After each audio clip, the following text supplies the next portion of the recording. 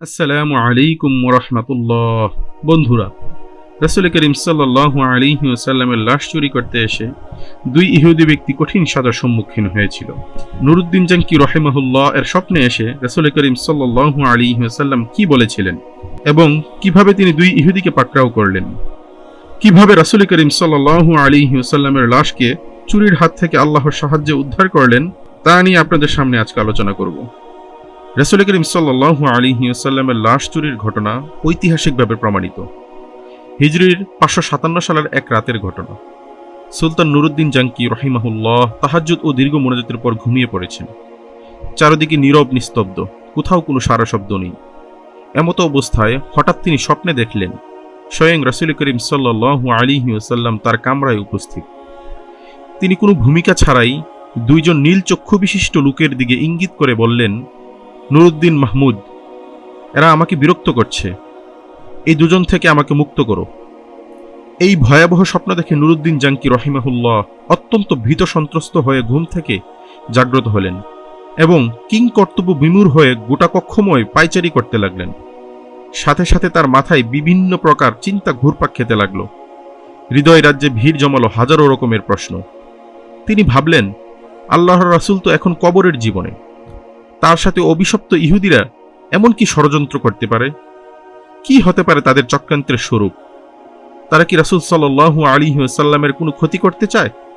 চায় কি পরজীবনেও তার সাথে ষড়যন্ত্রে লিপ্ত হতে? আমাকে দুজন ইহুদির চেহারা দেখানো হলো কেন?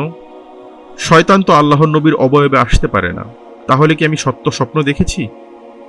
এসব ভাবতে ভাবতে সুলতান অস্থির হয়ে পড়লেন। তিনি অজু গোসল সেরে তাড়াতাড়ি 2 রাকাত নামাজ আদায় করলেন। তারপর মহান আল্লাহর দরবারে ক্রন্দনরত অবস্থায় অনেকক্ষণ মোনাজাত করলেন। সুলতানের এমন কেউ ছিল না যার সাথে তিনি পরামর্শ করবেন। আবার এ স্বপ্ন এমনও নয় যে যার তার কাছে ব্যক্ত করবেন। অবশেষে আবারও তিনি শয়ন করলেন। দীর্ঘ সময় পর যখনই তার একটু ঘুম ঘুম ভাব এলো, সঙ্গে সঙ্গে এবারও তিনি প্রথমবারের ন্যায় নবী করিম সাল্লাল্লাহু আলাইহি ওয়াসাল্লামকে স্বপ্নে দেখলেন। তিনি তাকে পূর্বের ন্যায় বলছেন, নুরুদ্দিন মাহমুদ, এই দুজন থেকে আমাকে মুক্ত করো। এবার নুরুদ্দিন জাঙ্কি রহিমাহুল্লাহ আল্লাহ আল্লাহ বলতে বলতে বিছানা থেকে উঠে বসলেন।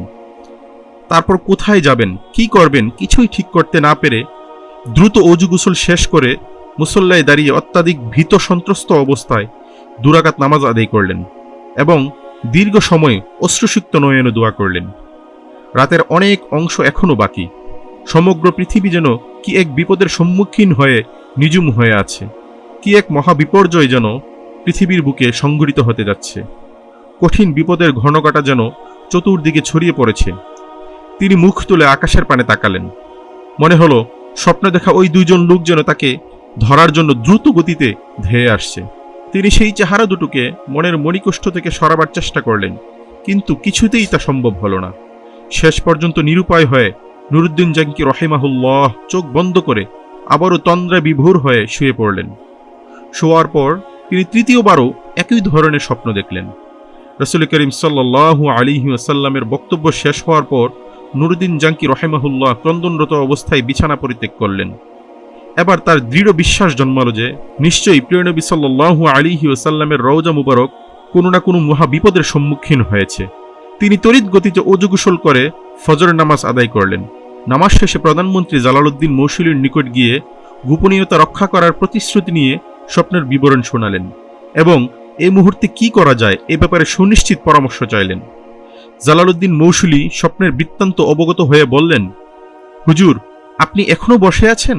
নিশ্চয়ই প্রিয় নবীর রওজা মুবারক কোনো কঠিন বিপদের সম্মুখীন হয়েছে, তাই এই বিপদ থেকে উদ্ধার করার জন্য বারবার তিনি আপনাকে স্মরণ করছেন। অতএব আমার পরামর্শ হলো সময় নষ্ট না করে অতি সত্বর মদিনার পথে অগ্রসর হন। নুরুদ্দিন জাঙ্কি রহিমাহুল্লাহ আর কাল বিলম্ব করলেন না। তিনি 16,000 দ্রুতগামী অশ্বারোহী সৈন্য নিয়ে এবং বিপুল পরিমাণ ধন সম্পদ নিয়ে বাগদাদ থেকে মদিনার অভিমুখে রওনা হলেন। রাত দিন সফর করে 17তম দিনে মদিনা শরীফে পৌঁছলেন এবং সৈন্যবাহিনী সহ গোসল ও অজু সেরে 2 রাকাত নফল নামাজ আনতে দীর্ঘ সময় ধরে মোনাজাত করলেন। তারপর সৈন্যবাহিনী দ্বারা মদিনা ঘেরাও করে ফেললেন এবং সঙ্গে সঙ্গে আদেশ জারি করে দিলেন যে বাইরের লোক মদিনায় আসতে পারবে না, কিন্তু সাবধান, মদিনা থেকে কোনো লোক বাইরে যেতে পারবে না। নুরুদ্দিন জাঙ্কি রহিমাহুল্লাহ জুম্মার খুতবা দান করলেন এবং ঘোষণা দিলেন, আমি মদিনাবাসীকে দাওয়াত দিয়ে একবেলা খাওয়াতে চাই। আমার ইচ্ছা সকলেই যেন এই দাওয়াতে অংশগ্রহণ করে। সুলতান মদিনাবাসীকে আপ্যায়নের জন্য বিশাল আয়োজন করলেন এবং প্রত্যেকের নিকট অনুরোধ করলেন মদিনার কোনো লোক যেন এই দাওয়াত থেকে বঞ্চিত না হয়। নির্ধারিত সময়ে খাওয়া দাওয়া শুরু হলো। প্রত্যেকেই তৃপ্তি সহকারে খানা খেলেন। যারা দূর দূরান্ত থেকে আসতে পারেনি তাদেরকেও শেষ পর্যন্ত ঘোড়া ও গাধার পিঠে চড়িয়ে আনা হলো। এভাবে প্রায় 15 দিন পর্যন্ত অগণিত লোক শাহী দাওয়াতে শরিক হওয়ার পর সুলতান জিজ্ঞেস করলেন, আরও কি কেউ অবশিষ্ট আছে? থাকলে তাদেরকেও ডেকে আনো। এই নির্দেশের পর সুলতান বিশ্বস্ত সূত্রে অবগত হলেন যে আর কোনো লোক দাওয়াতে আসতে বাকি নেই। এ কথা শুনে তিনি সীমাহীন অস্থির হয়ে পড়লেন। চিন্তার অথই সাগরে হারিয়ে গেলেন তিনি। ভাবলেন, যদি আর কোনো লোক দাওয়াতে শরিক হতে বাকি না থাকে তাহলে সেই অভিশপ্ত লোক দুইজন গেল কোথায়? আমি তো দাওয়াতে শরিক হওয়ার প্রতিটি লোককে অত্যন্ত গভীরভাবে পর্যবেক্ষণ করেছি, কিন্তু কারোর চেহারা তো স্বপ্নে দেখা লোক দুটোর চেহারার সাথে মিলে না। তাহলে কি আমার মিশন ব্যর্থ হবে? আমি কি ওই কুচক্রী লোক দুটোকে গ্রেফতার করে দৃষ্টান্তমূলক শাস্তি দিতে সক্ষম হব না? এসব চিন্তায় বেশ কিছুক্ষণ তিনি ডুবে রইলেন। তারপর আবারও তিনি নতুন করে ঘোষণা করলেন, আমার দৃঢ় বিশ্বাস মদিনার সকল লোকদের দাওয়াত খাওয়া এখনো শেষ হয়নি। অতএব সবাইকে আবারও অনুরোধ করা যাচ্ছে, যারা এখনো আসেনি তাদের যেন অনুসন্ধান করে দাওয়াতে শরিক করা হয়। একথা শ্রবণে মদিনাবাসী সকলেই এক বাক্যে বলে উঠল, হুজুর, মদিনার আশেপাশে এমন কোনো লোক বাকি নেই যারা আপনার দাওয়াতে অংশগ্রহণ করেনি। তখন নুরুদ্দিন জাঙ্কি রহিমাহুল্লাহ বলিষ্ঠ কণ্ঠে বললেন, আমি যা বলছি ঠিকই বলছি, আপনারা ভালোভাবে অনুসন্ধান করুন। সুলতানের এই দৃঢ়তা দেখে লক্ষাধিক জনতার মধ্যে থেকে এক ব্যক্তি হঠাৎ করে বলে উঠলেন, হুজুর, আমার জানামতো দুজন লোক সম্ভবত এখনো বাকি আছে। তারা আল্লাহওয়ালা বুজুর্গ মানুষ, জীবনে কখনো কারো কাছ থেকে হাদিয়া তোহফা গ্রহণ করেন না, এমনকি কারো দাওয়াতে শরিকও হন না।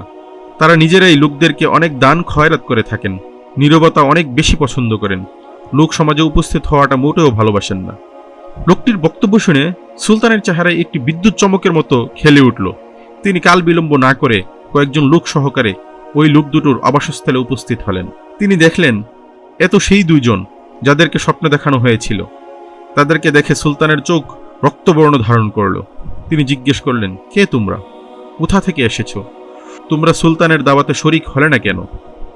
লোক দুটো নিজের পরিচয় গোপন করে বলল, আমরা মুসাফির, হজের উদ্দেশ্যে এসেছিলাম। হজ কার্য সমাধা করে জিয়ারতের নিয়তে রওজা শরীফে এসেছি, কিন্তু প্রিয় নবী সাল্লাল্লাহু আলাইহি ওয়াসাল্লামের প্রেমে আত্মহারা হয়ে ফিরে যেতে মন চাইল না, তাই বাকি জীবন রওজার পাশে কাটিয়ে দেওয়ার নিয়তে এখানে রয়ে গেছি। আমরা কারো দাওয়াত গ্রহণ করি না, এক আল্লাহর উপর আমাদের পূর্ণ আস্থা, আমরা তারই উপর নির্ভরশীল। ইবাদত, রিয়াজত ও পরকালের চিন্তায় বিভোর থাকাই আমাদের কাজ। কোরআনে পাক তেলাওয়াত, নফল নামাজ ও ওজিফা পাঠিয়ে আমাদের সময় শেষ হয়ে যায়। সুতরাং দাওয়াত খাওয়ার সময়টা কোথায়? উপস্থিত জনগণ তাদের পক্ষ হয়ে বললেন যে, হুজুর, এরা দীর্ঘদিন যাবৎ এখানে অবস্থান করছে, এদের মতো ভালো লোক আর হয় না। সব সময় দরিদ্র, এতিম ও অসহায় লোকদের প্রচুর পরিমাণে সাহায্য করে। তাদের দানের উপর অত্র লোকদের প্রচুর পরিমাণে জীবিকা নির্ভর করে। নুরুদ্দিন জাঙ্কি রহিমাহুল্লাহ লোকদের কথা শুনে লোক দুটোর প্রতি পুনরায় গভীর দৃষ্টিতে তাকালেন।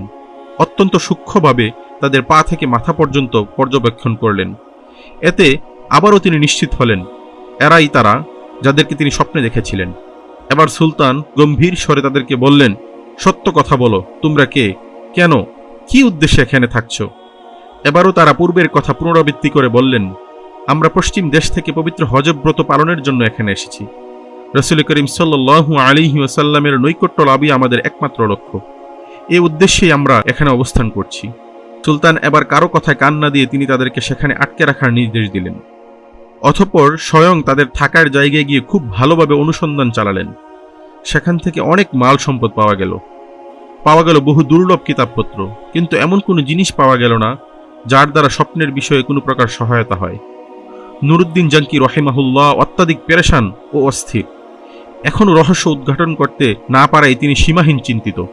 এদিকে মদিনায় বহু লোক তাদের জন্য সুপারিশ করছে। তারা আবারও বলছে, হুজুর, এরা নেককার বুজুর্গ লোক, দিনভর রোজা রাখেন, রাতের অধিকাংশ সময় ইবাদত বন্দিগি করে কাটিয়ে দেন, 5 ওয়াক্ত নামাজই রওজা শরীফের নিকট এসে আদায় করেন, প্রতিদিন নিয়মিত জান্নাতুল বাকি জিয়ারত করে যান, প্রতি শনিবার মসজিদুল কুবাতে গমন করেন, কেউ কিছু চাইলে খালি হাতে ফিরিয়ে দেন না। সুলতান তাদের অবস্থা শুনে সীমাহীন আশ্চর্য বোধ করলেন। তথাপি তিনি হাল ছাড়লেন না। কক্ষের অংশে অনুসন্ধানী দৃষ্টি ফিরিয়ে যাচ্ছেন, ঘরের প্রতিটি বস্তুকে গভীরভাবে পর্যবেক্ষণ করছেন, কিন্তু সন্দেহ করার মতো কিছুই পাচ্ছেন না। নুরুদ্দিন জাঙ্কি রহিমাহুল্লাহ এক পর্যায়ে সঙ্গীদের বললেন, আচ্ছা, তাদের নামাজের মুসল্লাটা একটু উঠাও তো দেখি।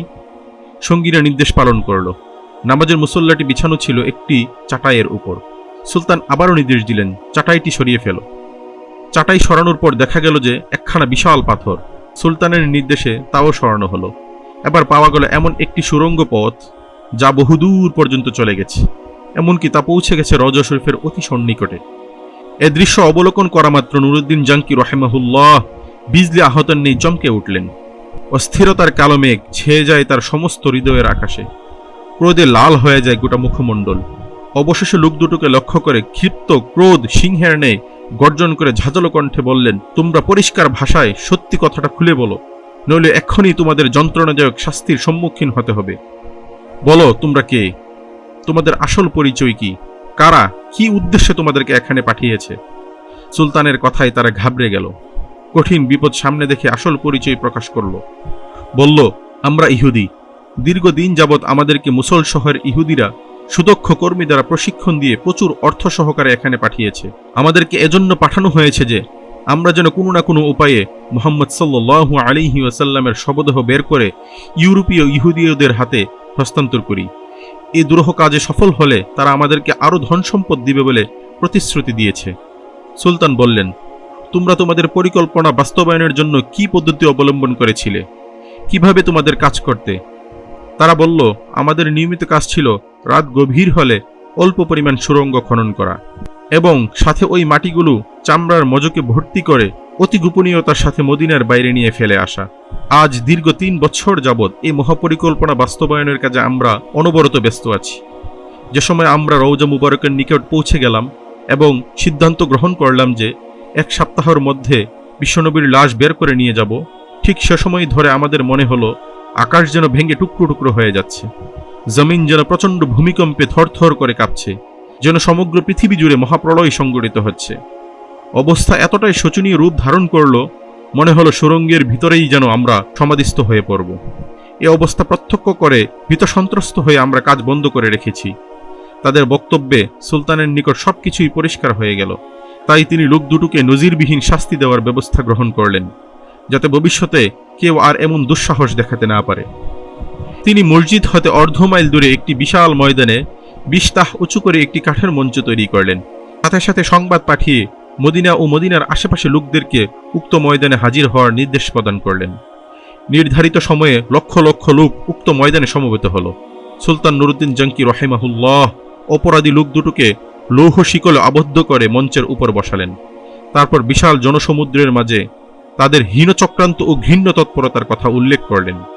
সুলতান নুরুদ্দিন জাঙ্কি রহিমাহুল্লাহ এর বক্তব্য শ্রবণ করে লোকজন বিস্ময়ে হতবাক হয়ে গেল। তারা এই ঘৃণ্য ষড়যন্ত্রের দৃষ্টান্তমূলক শাস্তি দাবি করল। সুলতান বললেন, হ্যাঁ, এদের শাস্তি দৃষ্টান্তমূলকই হবে। তিনি লোকদেরকে বিপুল পরিমাণ লাকড়ি সংগ্রহ করতে বললেন। তারপর লক্ষ জনতার সামনে সেই ইহুদি দুটোকে মঞ্চের নিম্নভাগে আগুন লাগিয়ে পুড়ে ভস্ম করে ফেললেন। কোনো কোনো বর্ণনায় আছে সেই আগুন নাকি দীর্ঘ 11 দিন পর্যন্ত জ্বলেছিল। অতঃপর তিনি বিপুল পরিমাণ অর্থ ব্যয় করে 1000 মণ সীসা গলিয়ে রওজা শরীফের চতুর্পার্শ্বে মজবুত প্রাচীর নির্মাণ করে দিলেন, যেন ভবিষ্যতে আর কেউ প্রিয় নবীজির কবর পর্যন্ত পৌঁছতে সক্ষম না হয়। তারপর তিনি কায়মানা বাক্যে আল্লাহ পাকের শুকরিয়া আদায় করলেন এবং তাকে যে এত বড় খেদমতের জন্য কবুল করা হলো সেজন্য সপ্তাহকাল ব্যাপী অশ্রুনন্দ বিসর্জন দিলেন। ইতিহাসের পাতা থেকে অবগত হওয়া যায় যে নুরুদ্দিন জাঙ্কি রহিমাহুল্লাহ ইন্তেকাল করলে ওসিয়ত মোতাবেক তার লাশকে রাসূল করিম সাল্লাল্লাহু আলাইহি ওয়াসাল্লামের রওজা মুবারকের অতি নিকটে দাফন করা হয়। বন্ধুরা, আমার ভিডিওটি ভালো লেগে থাকলে অবশ্যই আমার চ্যানেলটিকে সাবস্ক্রাইব করে আমাদের সাথেই থাকবেন। ভালো থাকবেন বন্ধুরা। আসসালামু আলাইকুম ওয়া রাহমাতুল্লাহ।